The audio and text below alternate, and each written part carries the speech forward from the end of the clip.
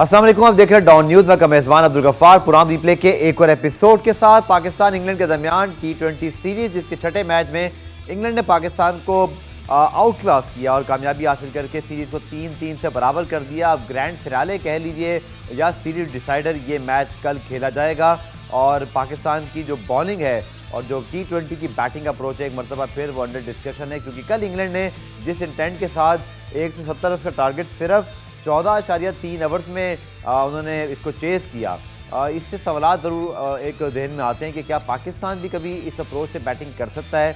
गो कि पाकिस्तान की इस सीरीज़ में दो बड़ी क्लोज जो है वो मैचेस में फतुहात रही हैं, लेकिन हम क्या ये भी सोच सकते हैं कि ये दोनों matches could have been go either way, और इंग्लैंड ने जीते हुए मैचेस तो बहुत कन्विंसिंगली जीते, लेकिन जो मैचेस हारे भी हैं वो बिल्कुल आखिर में बात एक छक्के या चौके तक ही आ गई थी, लेकिन पाकिस्तान ने अपने नर्व्स को कंट्रोल किया।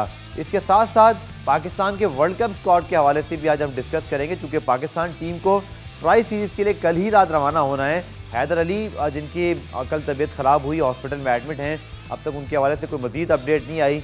बिल्कुल अनोखी के मुतालिक अगर हम अपनी जनरेशन से बात करें तो शायद इतना नहीं पता, लेकिन अगर आप अपने बुज़ुर्गों से, बड़ों से बात करें तो सबको उनकी जितनी फ़ाइट्स हैं, पाकिस्तान के टूर हैं, और यहाँ तक कि मोहम्मद अली के साथ भी उनकी जो फ़ाइट है, अदीम मोहम्मद अली के साथ, वो भी लोगों को एक याद है। तो एक बड़ा हिस्टोरिकल लिंक रहा है अनोखी का पाकिस्तान के साथ। यकीनी तौर पर उनके इंतकाल पर आज तमाम उनके फैंस बड़े गमज़दा हैं। लेकिन चलिए बात करते हैं पाकिस्तान इंग्लैंड सीरीज़ की, और पैकेज भी आपको दिखाएंगे, लेकिन पहले बात करते हैं रज़ा कलीम से। रज़ा, डेफिनेटली इंग्लैंड ने कल लगता था, डिसाइड कर लिया था कि अब इस तरह बात नहीं बनेगी कि आप एक दो विकेटें गिराएं, अटैकिंग मूड के बगैर जीतें। तो कल उन्होंने ऑल आउट अटैक किया और भरपूर फ़ायदा उठाया पाकिस्तान की सेकंड स्ट्रिंग बॉलिंग का, चूँकि कल हारिस भी नहीं खेल रहे थे, नसीम शाह हैं नहीं, शाहीन हमें बताया कि नहीं इस सीरीज़ में अब तक खेले हैं और उनको फिर वर्ल्ड कप में डायरेक्ट खेलना है।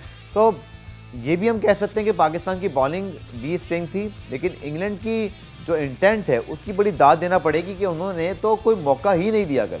बिल्कुल ऐसी है। देखें, अगर आप शुरू के पावर प्ले को अगर जायज़ा लें तो उन्होंने अटैक किया। उनको पता था पाकिस्तान की जो बॉलिंग लाइन है कमज़ोर है, तो उन्होंने जो सबसे पहला ओवर आया नवाज़ का, अगर आपको पहला शॉट याद हो उसमें वो थोड़ा सा टफ चांस था, वो बचा, लेकिन उसके बाद फिल शॉट ने जिस तरीके से रूम बना के नवाज़ को हिटिंग की है, वहीं से उन्होंने प्रेशर कायम किया पाकिस्तान के ऊपर।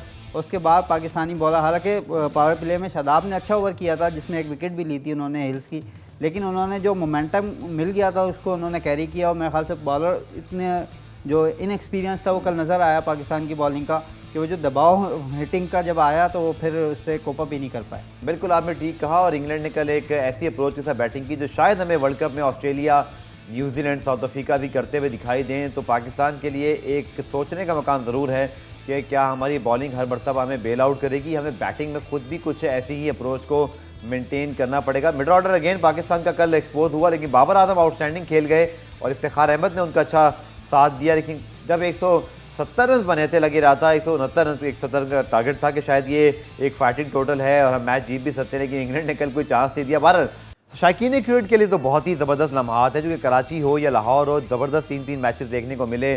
4 मैचेस बल्कि कराची में, 2 अब तक लाहौर में।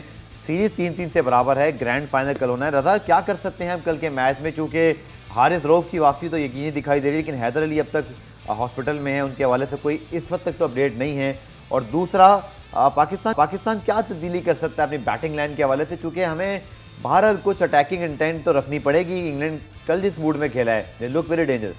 देखें, वही बार बार पाकिस्तान की बैटिंग ऑर्डर पे बात आ रही है, लेकिन पाकिस्तान का मिडिल ऑर्डर है वो रन्स करके ही नहीं दे रहा है। शाम को भी आजमा लिया है, थोड़ा इफ्तिखार फिर भी रन्स करने लगे हैं, लेकिन वो जो एक फिर भी एक डिपेंडेबल वाली अभी तक बात नहीं आ रही है। इसी वजह से शायद ये वजह है कि बाबर और रिजवान जब भी खेलते हैं ऊपर को, वो एक इस तरीके से खेलता है कि एक इनिंग को कैरी करे, वो शायद इसी वजह से वो इंटेंट नहीं आ पा रही है। मेरे ख्याल से मिडिल ऑर्डर का मसला बहुत बड़ा मसला बना हुआ है। अब ये देखना है कि ये बातें भी हो रही थी कि इसकी सीरीज़ के बाद आपको वर्ल्ड कप की टीम डिसाइड करनी है। मेरे ख्याल से कल टीम जा रही है, तो आपके पास शायद कोई खबर होगी, कोई चेंजेस हो रही है इसमें, या यही टीम जा रही है।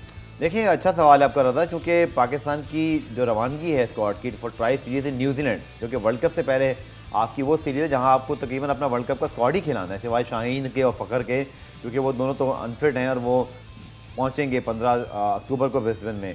सवाल आपका बहुत अच्छा है, मेरे ज़हन में भी ये सवाल है कि कल रात क्या टीम जो रवाना होनी है राइट आफ्टर दिस मैच, क्या वही आपकी वर्ल्ड कप की फाइनल टीम होगी?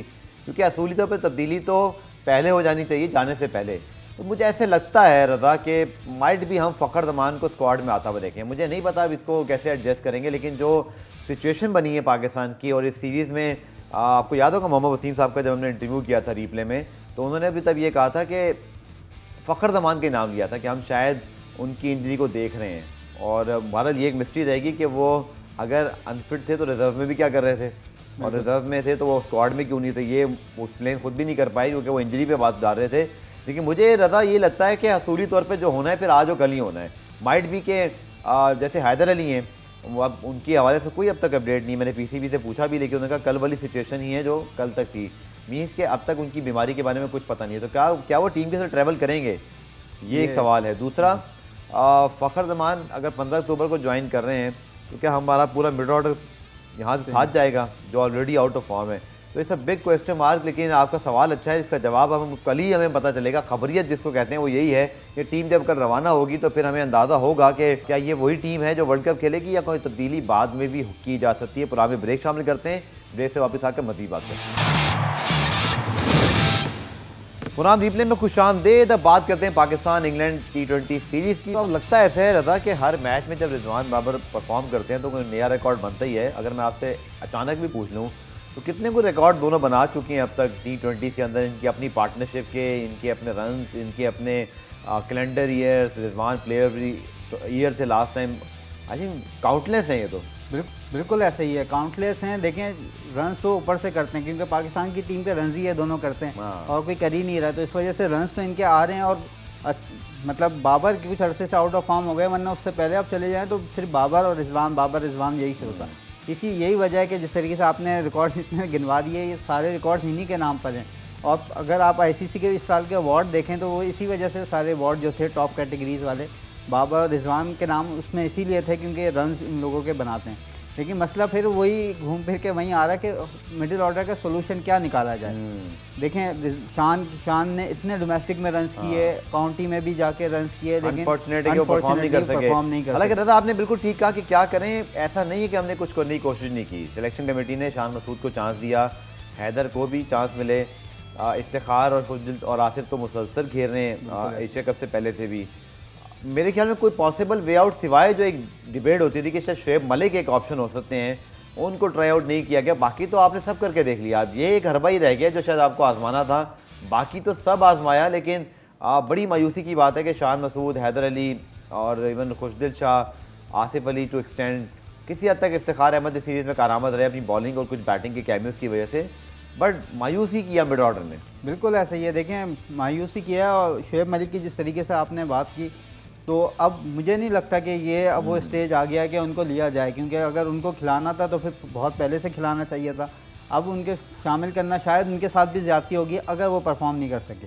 तो अब ले दे के मेरे ख्याल से जो टीम बची है इसी में से खिलाना है, तो मेरे ख्याल से एक ऑप्शन आखिरी यही बचा है कि शादाब से थोड़ा ऊपर उनको ट्राई कर लिया जाए, क्योंकि PSL में उन्होंने ऊपर आके खेला है, ताकि न्यूजीलैंड में एक चांस लेके देख लें कि जिस तरीके से इस सीरीज़ में चांस लिया, क्या पता वो रन्स कर दें आपके मिडिल ऑर्डर में एक प्लेयर। न्यूजीलैंड के ऊपर तो बात करेंगे रज़ा, जब न्यूजीलैंड हमारी टीम जा रही होगी और मंडे को उस पर भी इंशाल्लाह ज़रूर बात करेंगे। अब कल का भाई बड़ा मैच है और Pakistan still can finish series on high.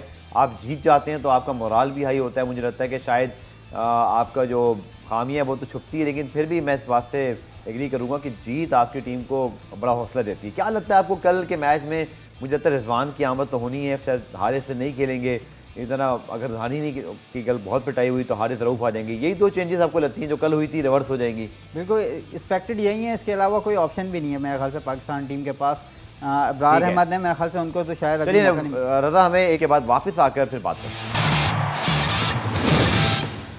पुरान रिप्ले में खुशामदीद। और रज़ा ने जो सवाल किया था उसका जवाब मेरे पास तज्ज़िये के साथ साथ कुछ ख़ास मुझे भी एक कन्फ्यूजन थी, तो इसलिए हम अपने नुमाइंदे जो लाहौर में होते हैं गुलाम मुर्तज़ा, उनको हमने पुरान में शामिल किया। गुलाम बहुत शुक्रिया ज्वाइन करने के लिए।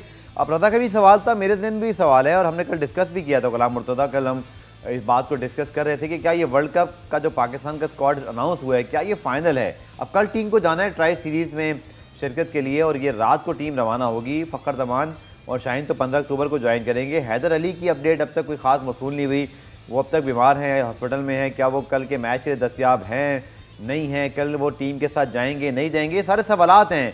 तो गुलाम मुर्तज़ा, क्या लेटेस्ट अपडेट है इन पर? हैदर अली की बात करें तो जहां तक पीसीबी की जानिब से बाकायदा तौर पे इंफॉर्मेशन दी गई है और कहा गया है कि वो आखिरी मैच के लिए दस्तयाब नहीं होंगे। और टीम सिलेक्शन की बात करें तो टीम सिलेक्शन में कल मेरी मोहम्मद वसीम की सिलेक्टर से बात हुई तो उनकी जानिब से ज्यादा इम्कान की जाहिर किया जा रहा है कि टीम सिलेक्शन में तब्दीली का इम्कान कम है, और अगर तब्दीली होती भी है तो ट्रैवलिंग रिजर्व में जो अफराद हैं जिनमें फखर जमान है उनको टीम में स्क्वाड में शामिल किया जा सकता है। और इसी तरह जो दीगर जो प्लेयर्स हैं वो कल लास्ट में रवाना होंगे। और नसीम शाह की जहाँ पे बात करें तो नसीम शाह भी जो हॉस्पिटल में थे उन्हें घर मुंतकिल कर दिया गया, उसके बाद वो भी कल टीम के साथ रवाना होंगे। तो गुलाम मुर्तज़ा, हैदर अली के बारे में कुछ पता चल सका है? क्योंकि पीसीबी ने कल ये कहा था कि उनकी तबीयत नासाज है, उसके बाद ऑब्वियसली खबरें तो आई, आपने भी दिया कि वायरल फीवर है, लेकिन उसके बाद क्या कोई रिपोर्ट्स आई हैं? कोई जैसे नसीम शाह के ऊपर हमें बार बार अपडेट मिलती रही, पहले नमूनिया की अपडेट भी आई, फिर कोरोना की अपडेट भी आई, तो हैदर अली के मुतालिक पीसीबी के अकाउंट्स खामोश हैं अब तक?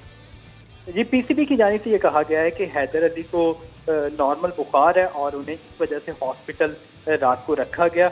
और लेकिन उन्हें आखिरी जो T20 है वो पाकिस्तान इंग्लैंड के दरमियान जो कल खेला जाएगा तो उसके लिए वो सिलेक्शन के लिए दस्तयाब नहीं होंगे। तो कल वो मैच भी खेलने, और पीसीबी की जानिब से कहा गया कि उन्हें मामूली बुखार था लेकिन मैच उन्हें खिलाया गया, उसके बाद उन्हें हॉस्पिटल मुंतकिल किया गया। अभी जो गुलाम मुर्तज़ा, हैदर अली आपके ख्याल में फिर कल ट्राई सीरीज के लिए टीम के साथ ट्रैवल करेंगे?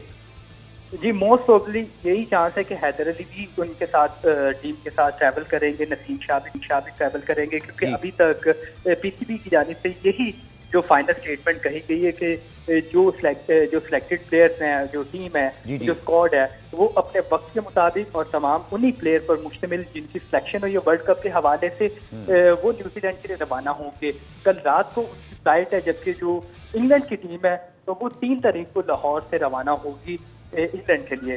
तो कल पाकिस्तान की टीम रात गए यहाँ से रवाना होगी, और ये भी पीसीबी की जानिब से कहा जा रहा है कि मैच के फौरन बाद जो ग्राउंड से ही टीम एयरपोर्ट के लिए रवाना हो जाएगी। और इसी तरह जो प्लेयर्स हैं उनको भी बता दिया गया, और तमाम जो इंतजाम है उस हवाले से भी उनकी जानिब से मुकम्मल किए गए। जहाँ तक शाहीन शाह अफरीदी और फखर जमान की बात करें तो जो पीसीबी की जानिब से कहा गया था कि वो 15 सितंबर को ऑस्ट्रेलिया में टीम वर्ल्ड कप स्क्वाड में वो भी शमूलियत इख्तियार कर देंगे, और उन्हें उसमें ठीक है। चलिए, गुलाम मुर्तज़ा हमारे साथ मौजूद रहेगा, हम आपसे मजीद बात करते हैं। लेकिन रज़ा, मैं गुलाम मुर्तज़ा से भी ये पूछूंगा, इन्फॉर्मेशन तो भी हमने हासिल कर ली, लेकिन आप समझते हैं कि हमने इन 6 मैचेस का सही इस्तेमाल किया है? चूँकि अगर हम पाकिस्तान की बात करें, डोंट फॉरगेट कि इंग्लैंड ने भी अपने कप्तान जोस बटलर को, हालांकि अगर वो चाहते तो खिला सकते थे, उन्होंने ऑन रिकॉर्ड कहा कि अगर शायद ये वर्ल्ड कप की मैच की ज़रूरत होती है तो शायद मैं खेल जाता, बट मैं अपनी इंजरी को बहुत ज़्यादा जो है वो उस तनाजुर में देख रहा हूँ कि वर्ल्ड कप की शमूलियत ज़्यादा अहम है।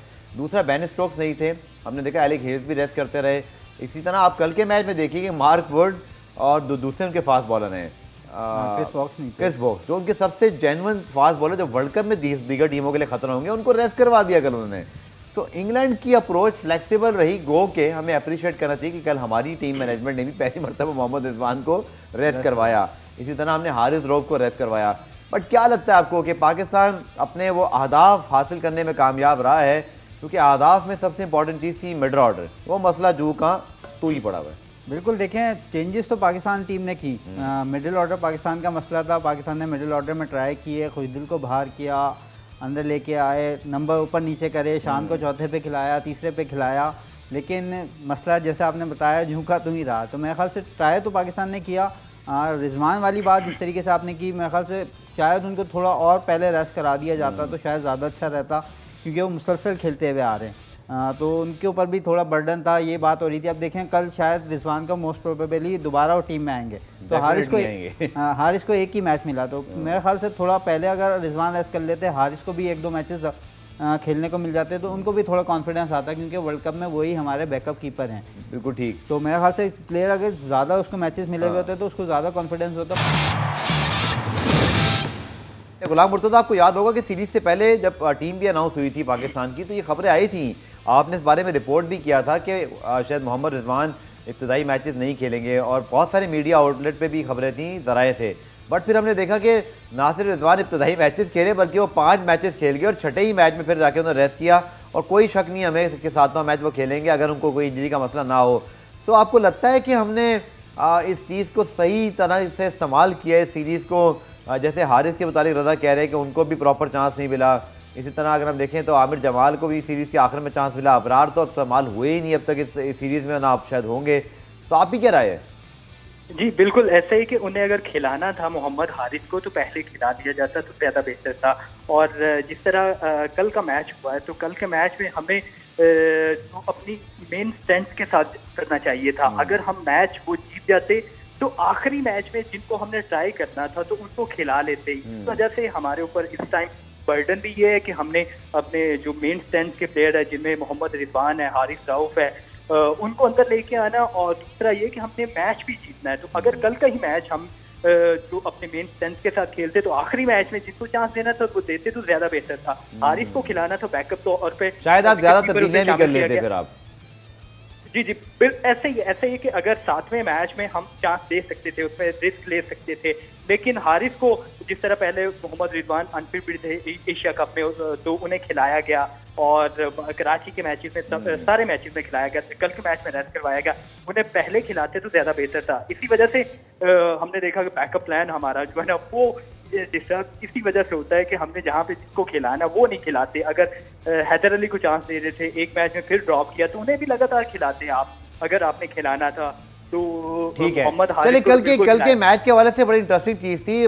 कल शॉन टेट जब प्रेस कॉन्फ्रेंस करने आए तो उन्होंने जुमला भी कहा, क्योंकि गुलाम मुर्तज़ा मौजूद थे, और फिर रज़ा आपने भी उस सबको सुना। गुलाम मुर्तज़ा आप तो मौजूद थे प्रेस कॉन्फ्रेंस में कज़ाफ़ स्टेडियम लाहौर में। शॉन टेट ने जुमला कहा, क्या इसको मजाक में लें या ऐसे लेवल में मजाक होना भी चाहिए था? आपका या बाकी जो सहाफ़ी बैठे थे, आप लोगों की क्या अंडरस्टैंडिंग है? वो क्या सीरियस होके कह रहे थे, जो कि शायद वही सोच रहे हो कि पिछले 2 मैच जब हम जीते बॉलिंग की वजह से तब तो मुझे नहीं भेजा, और जब बहुत मार पड़ी तो मुझे भेज दिया, तो इस जुमले का क्या मतलब निकालना चाहिए? ये बिल्कुल ऐसे ही उन्होंने कहा कि जब टीम हारती है तो शॉन टैट को बॉलिंग कोच को भेज दिया जाता है, और जब कराची में भी ऐसे ही हुआ था। बिल्कुल ऐसा ही है। और उनसे एक क्वेश्चन भी किया गया डेथ बॉलिंग के हवाले से, क्योंकि लास्ट मैच में देखा जाए तो आमिर जमाल ने जो आखिरी ओवर किया था वो एक जबरदस्त ओवर किया था, लेकिन उससे पहले भी जो हमें मार पड़ती रही, कल के मैचेस में भी हमें जो हमारी डेथ बॉलिंग थी या पूरी प्रॉपर जो कल की तो पूरी बॉलिंग को तो हमें मार पड़ी। तो उस हवाले से उनसे क्वेश्चन भी किया तो उन्होंने कहा कि हमारी डेथ बॉलिंग अगर आमिर जमाल का एक ही डेथ बॉलिंग में ओवर था, तो इस तरह जो जब भी जो टीम परफॉर्म नहीं करती तो शॉन टैट को ही भेजा जाता है। माजी में भी ऐसे 1-2 मैचेस हुए हैं कि जब टीम पूरा परफॉर्म करती है तो उनको भेज दिया जाता है, जब अच्छा परफॉर्म करती तो हमारे प्लेयर को वाइस कैप्टन आ जाता है, कैप्टन आ जाता है या दीगर प्लेयर आ जाते हैं। तो उन्होंने ये तंजिया तौर पर, लेकिन सारे इसे जो सीरियसली ले रहे थे, क्योंकि पहले भी ऐसे वाकयात हो चुके हैं कि जब मैच हारना तो शॉन टैट पे भेज देना। तो कल भी उन्हें बाकायदा तौर पर लेके आया गया, उन्होंने प्रेस कॉन्फ्रेंस किया, और कोई बहुत ज्यादा उनसे सवालात नहीं हुए, क्योंकि हमारी बैटिंग स्ट्रगल कर रही थी। अगर कोई हमारा कोच आता या बैटिंग साइड से कोई प्लेयर आता तो उस वजह से वो ज्यादा सवाल होने थे। बॉलिंग हमारे एक मैच में बुरा परफॉर्म किया, उससे पहले मैच में अच्छा परफॉर्म, बॉलिंग हमारी कहीं ना कहीं जो परफॉर्म करती नजर आती है, लेकिन बैटिंग हमें चलिए मैं रज़ा का पॉइंट ऑफ व्यू भी लेता हूँ, क्योंकि रज़ा आपकी क्या राय है? क्योंकि प्रेस कॉन्फ्रेंस इस पूरी सीरीज में बहुत ज़्यादा जो है वो तवज्जो का मरकज़ और ख़बरें निकलती रही हैं, जैसे कि बाबर की प्रेस कॉन्फ्रेंस में जब उन्होंने आकिब जावेद के हवाले से बात की, रिजवान ने जब क्रिटिक्स को जवाब दिया, सकलैन मुश्ताक जब सारा जो इस मैच और सीरीज़ के नताइज हैं वो कुदरत के निज़ाम पर डाल देते हैं। और कल शॉन टेट जिस तरह की बात कर रहे थे, मुझे इतना ज़रूर पता है कि जो शॉन टेट की कराची की प्रेस कॉन्फ्रेंस जो मैंने अटेंड की थी, he is very serious, he is a very professional and a very focus man, hardly smile and hardly he think, and वो ऐसी बात करते ही नहीं जिसका मतलब उनको नहीं हो। मुझे तो लगता है कि शायद मुझे ऐसे फील आई जैसे वो कल की प्रेस कॉन्फ्रेंस में आने पर खुश नहीं थे।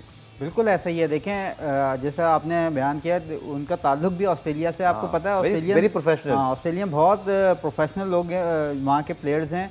तो मेरे ख्याल से कल उनको जो भेजा गया, मेरे ख्याल से उनके जो दिल के अंदर बात थी वो निकल के आ गई। वो कहते हैं ना, कभी मजाक में वो बात करते हैं जो असल में आप कहना चाह रहे हो। हालांकि उनको भेजना ही था, तो आप जब 2 मैचेस जैसे आपने बोला बॉलिंग की वजह से जब आप जीते थे उस वक्त भेजा जाता। कल जो है जिस तरह हकीकत देखा जाए तो बॉलिंग इतनी बुरी नहीं हुई पाकिस्तान की सीरीज में, और पिछले 2 मैचेस में तो जीते हैं बॉलिंग की वजह आप से। देखें आपकी पूरे सीरीज में मिडिल ऑर्डर स्ट्रगल कर रहा है। बल्कि मोहम्मद रजा यूसुफ- एक अगर मैं आपसे एक यूसुफ- आर्गुमेंट करूं, एक बंदे ने कल बड़ी अच्छी बात लिखी ट्विटर पे, उसने बोला कि शायद अगर पाकिस्तान की बॉलिंग 2 मैचेस में ना चलती तो अब पाकिस्तान 5-1 से भी सीरीज हार रहा होता। बिल्कुल ऐसा ही है और बिल्कुल सही लिखा। और मेरा तो ये सवाल है कि भाई शॉन टेट क्यों, मोहम्मद यूसुफ कहाँ हैं, वो क्यों नहीं आके फेस करते?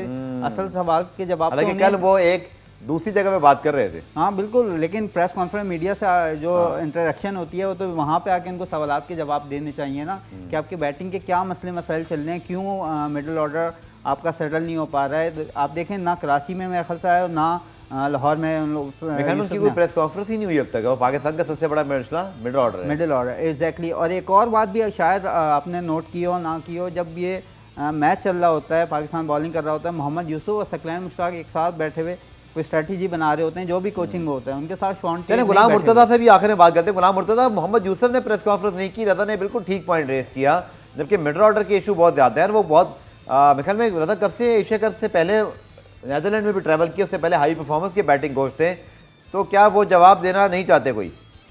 जी बज़ाहिर ऐसा ही नजर आ रहा है क्योंकि बैटिंग हमारी स्ट्रगल कर रही है और खासकर मिडिल ऑर्डर हमारा परफॉर्म नहीं कर रहा, तो उसी वजह से क्वेश्चन होता है। और पूरी टीम में बॉलिंग की बात करें तो बॉलिंग तो हमारी परफॉर्म करती आ रही थी, तो वो अगर शॉन टैग को पहले भेजा जाता तो ज़्यादा बेहतर था। कल के मैच के बाद उन्हें प्रेस कॉन्फ्रेंस के लिए नहीं भेजना चाहिए था। और दूसरा बैट्समैन और हमारे जो कोचेज हैं, हमारे खासकर बैटिंग कोच हैं, उनको आना चाहिए था क्योंकि बैटिंग स्ट्रगल कर रही है।